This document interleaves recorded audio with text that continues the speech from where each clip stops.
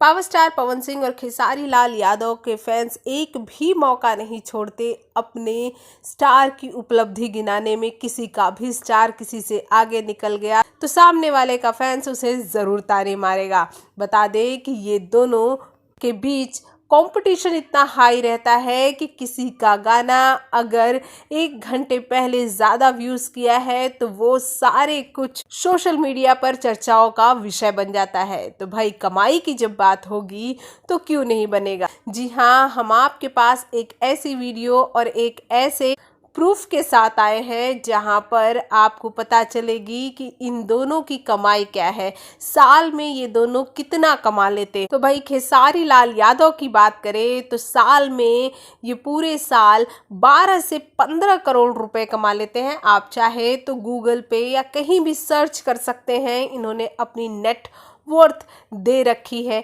वहीं अगर पवन सिंह की बात करें तो पवन इस मामले में खेसारी लाल यादव से बहुत आगे हैं।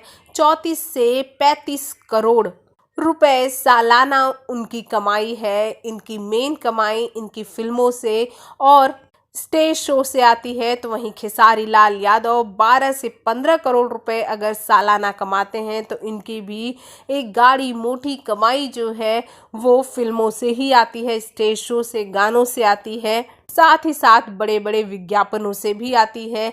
लेकिन पवन सिंह की बात अगर आप यहाँ पे करते हैं तो पवन सिंह ने भोजपुरी में अपना एक अलग ही अब मुकाम बनाते जा रहे हैं। उनके गाने इंटरनेशनल तक बजते हैं और आज पवन सिंह भोजपुरी के सबसे अमीर एक्टरों में सबसे ऊपर है और सेकंड पोजीशन ले रखी है खेसारी लाल यादव ने। तो वहीं हमारे थर्ड पोजीशन पर है दिनेश लाल यादव निरहुआ, जिन्होंने 8 से 9 करोड़ रुपए अपनी सालाना कमाई बताई है।